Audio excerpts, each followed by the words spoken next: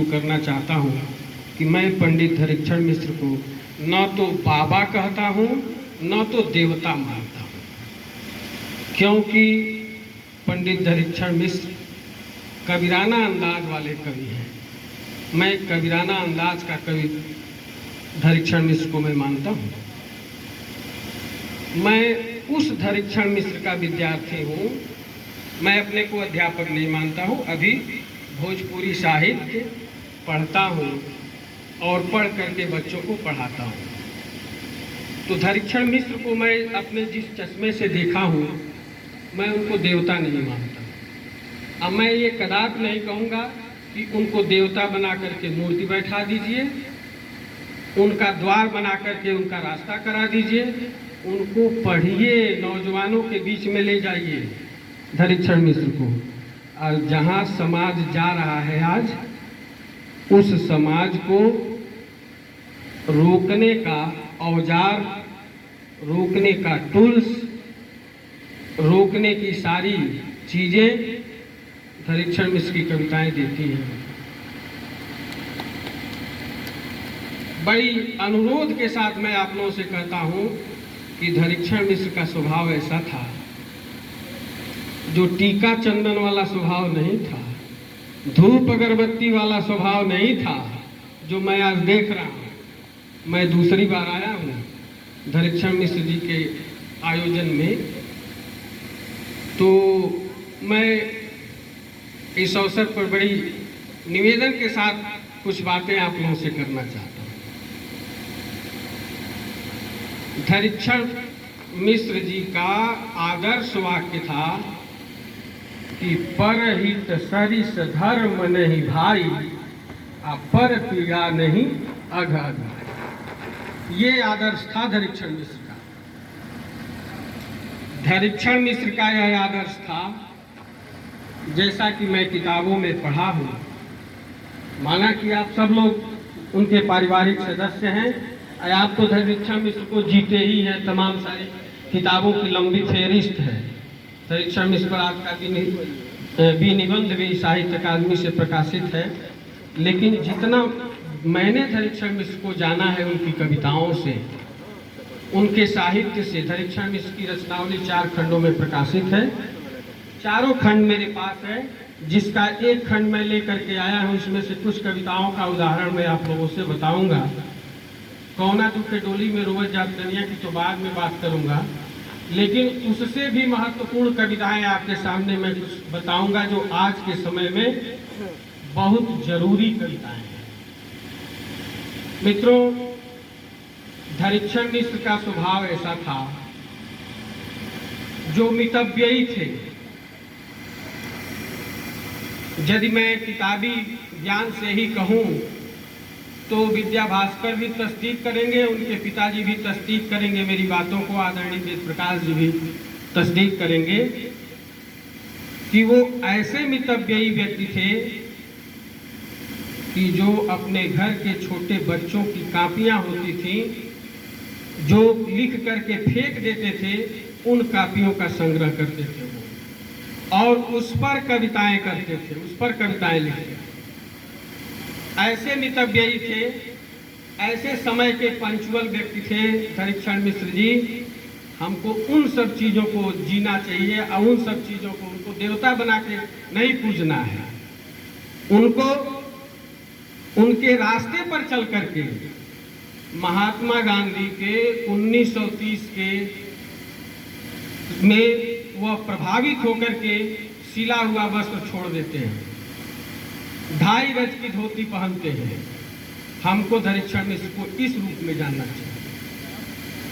उसके बाद धरीक्षण मिश्र, जैसा कि मैं बार बार कह रहा हूं कि किताबों से मैं पढ़ा हूं, रिसर्च के दौरान मेरा रिसर्च समकालीन भोजपुरी कविता पर रहा है, उसमें एक कवि के रूप में धरीक्षण मिश्र जी रहे हैं। तो मेरी मुलाकात जीते जी धरीक्षण मिश्र जी से नहीं हुई। मैं दुर्भाग्यशाली अपने को मानता हूं, जब किताबों में उनको मैं पढ़ता हूं। तो धरीक्षण मिश्र किताबों में पढ़ा कि बनारस में थे, नित्य रामचरितमानस का रामायण पाठ करते थे, पारायण पाठ करते थे, लेकिन गंगा में स्नान करने कभी नहीं गए। हमको ऐसे धरीक्षण मिश्र को जानना है। लोक के खाकी कवि थे धरीक्षण मिश्र। वो कभी बंदर, अग्नि और जल तीनों को कभी देवता नहीं माने। इसलिए देवता नहीं माने क्योंकि खाकी भोजपुरी के कवि थे, खाकी थे, एकदम देशज थे। क्या उस आदमी की महानता को आप नहीं समझ रहे कि जैसा कि मैं आया हूँ और यहाँ का वातावरण देखा हूँ और आप लोगों का रहन सहन देखा हूँ, तो ऐसा लग रहा है कि आप लोग पुराने बड़े आदमी हैं। और धरीक्षण मिश्र घर छोड़ करके मचान पर रहते थे। ये त्याग, और उनसे जो दिन में मिलने जाता था तो दिन में वो पढ़ाई का काम करते थे, और रात में जब सायं हो जाती थी तो सायं होने पर कहते थे कि जाइए जाइए, ये बेलौस था। एक कवि के सामने जो एक कवि, जैसे संजय भाई ने कहा है कि कवि जो होता है वो आक्रोश में लिखता है तो करुणा में भी लिखता है, ये सारी बातें हैं। लेकिन कवि जो होता है, साहित्यकार जो होता है, ये मैं नहीं कह रहा हूँ, प्रेमचंद ने कहा है साहित्य का उद्देश्य में भाषण देते हुए कि साहित्य जो है मित्रों, राजनीति के आगे चलने वाली जलती मसाल है। तो आज साहित्य को उस रूप में होना चाहिए। और धरीक्षण मिश्र सरीखे जो रचनाकार हैं वो सचमुच में हैं जलती मसाल के रूप में। हम उनके ऊपर कोई कृपा नहीं कर रहे हैं कि हम एमए में उनको पढ़ा रहे हैं, हम उनके ऊपर कोई कृपा नहीं कर रहे हैं कि हम रिसर्च करवा रहे हैं, हम उनके ऊपर कोई कृपा नहीं कर रहे हैं कि विभिन्न विश्वविद्यालय में उनको पढ़वा रहे हैं। ये हम अपने पर गुमान न करें कि हम नहीं होते तो कुछ होता ही नहीं। वो रचनाकार सचमुच में ऐसा, ये हमारा दुर्भाग्य है कि हम पहचान नहीं पाए उनको। मैं तो अपना दुर्भाग्य मानता हूँ कि मेरे प्रदेश में, मेरे जिले में एक ऐसा 2.5 गज का धोती पहना हुआ आदमी जो एक पलानी में रह करके अपना कविताई करता है, उसको हम पहचान नहीं पाए हैं। अब मैं इसमें प्रशंसा नहीं कर रहा हूँ, आप सभी लोग अग्रज हैं। मैं केवल ये कह रहा हूँ कि मैं ये कर दिया, मैं वो कर दिया, ये नहीं। मैंने धरीक्षण मिश्र जी को, मेरे पास एक ऑफर आया था राष्ट्रीय गांधी मुक्त विश्वविद्यालय, संजय भाई भी जानते होंगे, वेद प्रकाश पांडे भी जानते हैं, इग्नू जिसको बोलते हैं, इग्नू राष्ट्रीय गांधी मुक्त विश्वविद्यालय जो दिल्ली में चलता, पूरे देश भर में वो है। तो उसका पाठ्यक्रम बनाने के लिए भोजपुरी का मेरे पास आया था। मैंने अपने को सौभाग्यशाली समझा कि धरीक्षण मिश्र की कविता उसमें डाला। मैं सौभाग्यशाली हूँ भोजपुरी पढ़ करके कि मैं धरीक्षण मिश्र को पढ़ा हूँ और उसमें उनकी कविताएं डाला हूँ। मोती बीए जी को डाला हूँ, मोती बीए जी की कविता को रखा हूँ। लेकिन अब मैं ये इस गुमान में रहूँ कि हम नहीं रहते तो होता ही नहीं, तो ये मेरी अल्पज्ञता है। मैं इसको अपनी अल्पज्ञता मानता हूँ। मित्रों, आदरणीय विधायक जी को बहुत बहुत बधाई और आदरणीय वेद प्रकाश पांडे जी को भी बहुत बहुत बधाई कि पंडित धरीक्षण मिश्र जी के लिए इतना बड़ा काम आप लोगों ने किया, आप लोग कर रहे हैं, एक पहचान बना रहे हैं। लेकिन पंडित धरीक्षण मिश्र ऐसे रचनाकार हैं जिनके लिए, जिनके बारे में और बहुत पहले हो जाना चाहिए था। 1901 में पैदा होते हैं धरीक्षण मिश्र और 1997-98 में मर जाते हैं। और 1901 का समय मित्रों, उस समय अपने वहाँ पूरा का पूरा हिंदी साहित्य का इतिहास संजय भाई और वेद प्रकाश जी जान रहे हैं, हिंदी पढ़ने वाले लोग जान रहे हैं कि उस समय हिंदी साहित्य का इतिहास जब लिखा जा रहा था तो आधुनिक काल का समय चल रहा था। आचार्य रामचंद्र शुक्ल जैसे आलोचक थे और उस समय हिंदी साहित्य का इतिहास लिख रहे थे और आचार्य शुक्ल यहीं बस्ती के अगौना के रहने वाले थे, लेकिन उनको हिंदी साहित्य का इतिहास लिखते हुए मोती दिए धरीक्षण मिश्र जैसा रचनाकार उनको सामने नहीं दिखा। जबकि ये उसी समय 1901-1902 में महावीर प्रसाद द्विवेदी हिंदी साहित्य में आते हैं, सरस्वती पत्रिका संपादन अपने हाथ में लेते हैं और अपने कई कवियों को पैदा करते हैं, कवियों को बनाते हैं। 1914 में महावीर प्रसाद द्विवेदी को हीरा डोम आ जाते हैं ध्यान में, अछूत के शिकायत कविता आ जाती है ध्यान में। हमनी के दुख भगवानों न बुझेलक, हमनी के काहे के इतना हल्कानी उसमें है, पनही से पीट पीट हाथ गोड़ तोल दे रहे, हमनी के काहे इतना बा हल्कानी। 1914 में हीरा डोम की कविता सरस्वती में प्रकाशित हो जाती है और 1 मिनट वो सच बात है। और हीरा डोम की कविता 1914 में प्रकाशित होती है। 1901 में ये पैदा होते हैं और 1950 के बाद कविता अपना लिखना शुरू कर देते हैं धरीक्षण मिश्र जी। और महावीर प्रसाद द्विवेदी मेरी बात पूरी हो जाने दीजिएगा, उसके बाद अलग से आप इस पर मैं डिस्कोर्स करने के लिए पूरी तरह से तैयार हूँ। उसके बाद उनकी पहचान करने के लिए बाद में नामवर सिंह, केदारनाथ सिंह, मैनेजर पांडे, ये सारे आलोचक आते हैं।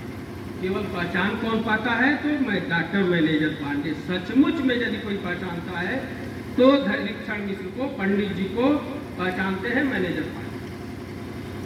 और मैनेजर पांडे अपनी लेखनी के माध्यम से कौना दुख के डोली में रोवत जात कन्या, जिसको संजय भाई साहब ने कहा है कि ये शोक गीत, जैसे निराला का शोक गीत है सरोज स्मृत, वह उसी अंदाज की धरीक्षण मिश्र की कौना दुख के डोली में रोवत जात कन्या, ये शोक गीत है। और शोक गीत के साथ साथ मैं थोड़ी बात और उसमें आगे बढ़ाता हूँ कि वह स्त्री यथार्थ को रेखांकित करने वाली कविता है और पूरी उस समय देश की जो आज़ाद हुआ रहता है और देश के विकास के लिए पंचवर्षीय योजनाएं आई रहती हैं। उन पंचवर्षीय योजनाओं में 1961-62 की कविताएं कौना दुख डोली में रोवत जात कन्या है 1961-62। तो उस समय 3.5 पंचवर्षीय 1961-62 में 1968, तो इसमें जो है 3.5 पंचवर्षीय योजनाएं जा चुकी रहती हैं। और हमारा कवि कह रहा है कि भारत स्वतंत्र भई 3.5 प्लान गई, बहुते विकास भई जान गई दुनिया, ओट के मिलल अधिकार में रारून के किंतु कम भई ना दहेज के चलनिया, यही दहेज खातिर बेटिया पे रात पड़े, तेली मानो गार गार पेरत बाघनिया, बेटी के जन्म बवाल भई भारत में, यही दुखे डोली में रोवत जात कन्या। और उस स्थिति में जैसे जो रचनाकार होता है मित्रों, वह रचनाकार वो कभी भी सत्ता पक्ष का नहीं होता है, वो हमेशा रचनाकार प्रतिपक्ष का होता है। धरीक्षण मिश्र जी में आशुता जो थी, आशु कवि थे धरीक्षण मिश्र, वो प्रेजेंस ऑफ माइंड उनका था, वो प्रकृति उत्पन्न मत थी उनकी। आप देखिए कि 1968 में अपने देश में उस समय माननीय इंदिरा गांधी जी की सरकार रहती है केंद्र में, तो उस पर दूसरा स्टेंजा क्या कहते हैं कि दिल्ली की गद्दी पर बैठल मेहरुए बा, दिल्ली की गद्दी पर बैठल मेहरुए बा, वहाँ चलत बा ओकर पर धनिया, जल थल लव तीनों के सेनापति दागे सलामी लेके जाके परधनिया, यूपी में तिरिया राज भई बा सुतारन आज, गुप्ता या त्रिपाठी जी में होत बा बजनिया, एहू तिरिया राज में सूख बाना बेटिन के, यही दुखे डोली में रोवत जात कन्या। पूरा चैलेंज, पूरा एक वो देते हैं, कैनवास रच रहे होते हैं धरीक्षण मिश्र। और उसके साथ बड़ी लंबी कविता है, आख्यान परक कविता है। कहते हैं कि काल कोठरी समान होई जेल खाना, वहाँ जहाँ न पहुँच पाई प्रकाश के किरनिया, एक कोरसा पर एक जंगला दिखी कहीं, सास कुहा साज दिया झापी और मुनिया, जेठ बैसाख में सिर न सुखत होई, धुआं से भरल होई कोई एक कोनिया, चौकठा का भीतरे रहे पड़ी आठो घड़ी, यही दुखे डोली में रोवत जात कनिया। और जो अंतिम स्टेंजा आता है वो अंतिम स्टेंजा कहीं ना कहीं परीक्षण उस समय किसी को मैनेजर पांडे जी कहते हैं और बीएचयू के डॉक्टर सदानंद शाही भी इसको तस्दीक करते हैं। पिछले बार जब मैं आया था तो उसमें सदानंद शाही जी इस बात को रेखांकित कर रहे थे और मैनेजर पांडे भी इसको रेखांकित करते हैं कि जो आज साहित्य में विमर्श की बात की जा रही है, दलित विमर्श और स्त्री विमर्श, तो वहाँ एक तरह की स्त्री चेतना आप देखिए, पंडित धरीक्षण मिश्र की चेतना देखिए कि उस समय लिख रहे होते हैं और उस समय इसीलिए कहा जाता है कि जहाँ न पहुँचे रवि वहाँ पहुँचे कवि।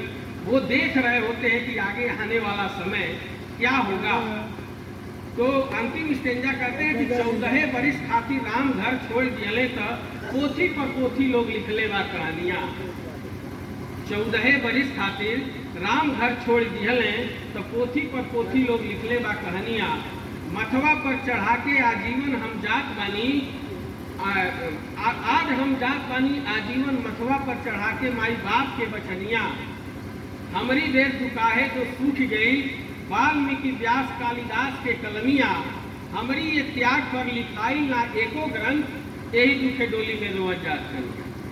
और इसी कविता की भरपाई मित्रों मैं फूलन देवी धरीक्षण मिश्र की जो कविता देखता हूँ, फूलन देवी, इसका मैं विस्तार देखता हूँ। फूलन देवी, जिस फूलन देवी को समाज में एक तरह से बहिष्कृत करके देखा गया था, एक तथाकथित जो संवर्ग था जिसको दरकिनार किए हुए था, उस फूलन पर पंडित धरीक्षण मिश्र अपनी लेखनी चलाते हैं और फूलन को एक आक्रामक रूप में यहाँ स्त्री चेतना के रूप में फूलन देवी कविता में ला करके रखते हैं। जो काव्य प्रतिभा, जो काव्य मंजूषा है धरीक्षण मिश्र रचनावली भाग 3 में प्रकाशित है फूलन देवी कविता, वो पूरा फूलन को लेकर के, फूलन के चरित्र को, फूलन के पॉजिटिव एस्पेक्ट को, निगेटिव एस्पेक्ट को नहीं, पॉजिटिव एस्पेक्ट को धरीक्षण मिश्र जी ने उसमें दिखाया है। जो जिसको मैं कौना दुखे डोली में रोवत जात कन्या का विस्तार मानता हूँ फूलन देवी कविता। और इस काव्य संग्रह में तो इस रचनावली में उनकी लगभग कविताएं ऐसी हैं, जैसे पंडित धरीक्षण मिश्र कविता को लेकर के उनके मन में भोजपुरी को लेकर के ये होता था कि भोजपुरी बहुत लेमैन की, संस्कृत में 4वीं शताब्दी में कह चुके रहते हैं कि न कांतमप निर्भूषम वनिता मुखम। उस न कांतमप निर्भूषम वनिता मुखम को धरीक्षण मिश्र अलंकारों का वर्णन करते हैं और अलंकार पर पूरा का पूरा शास्त्र रच रहे होते हैं। भोजपुरी में आदरणीय जयप्रकाश पांडे जी ने अपने संबोधन में आचार्य कहा है धरीक्षण मिश्र को। सचमुच धरीक्षण मिश्र आचार्य थे, वो कवि नहीं थे, कवि के साथ साथ वो आचार्य थे, जो अलंकारों पर इतना विशद लिख दिया हो। वो इसलिए इस कारण वह जब मोती बीए और धरीक्षण मिश्र को मैं पढ़ता हूँ तो इस अंदाज में मोती बीए व्यापक कैनवास के कवि हैं, इसमें नो डाउट, इसमें कोई संदेह नहीं है भोजपुरी में। लेकिन जब अलंकार के वर्णन पर मैं देखता हूँ तो उसमें मोती बीए साहब से धरीक्षण मिश्र का जो अलंकार वर्णन है वह बहुत आगे है।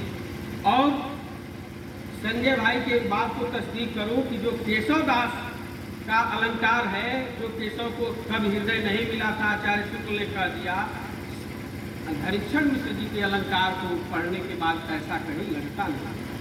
धरीक्षण मिश्र की कविताओं को पढ़ेंगे तो इनमें गणित भी है, मैथ भी है। अभी रास्ते में मैं आ रहा था तो उसको देख रहा था तो विद्या भास्कर से बात हो रही थी, वो इंगित भी कर रहे थे कि देखिए इसमें करणी भी है, शब्दों का गुणा, भाग, धन, करणी, इन सब चीजों का, चिन्हों का प्रयोग इन्होंने अपनी कविताओं में किया है। तो धरीक्षण मिश्र कवि के साथ साथ गणित के जो चिन्ह हैं, गुणा, भाग, धन, करणी, इन सब चीज़ों पर आधार बना करके कविता उन्होंने लिखा है। यानी धरीक्षण मिश्र बहुमुखी प्रतिभा के कवि हमको लगते हैं, भोजपुरी के बहुमुखी प्रतिभा के कवि हैं। ये सच है कि बहुत बाद में धरीक्षण मिश्र को, या यहाँ तक ये कहें कि भोजपुरी के कवि अब लगभग विश्वविद्यालयों में, प्रदेश और देश के विश्वविद्यालयों में भोजपुरी पढ़ाई लिखाई जा रही है किसी न किसी रूप में, चाहे वो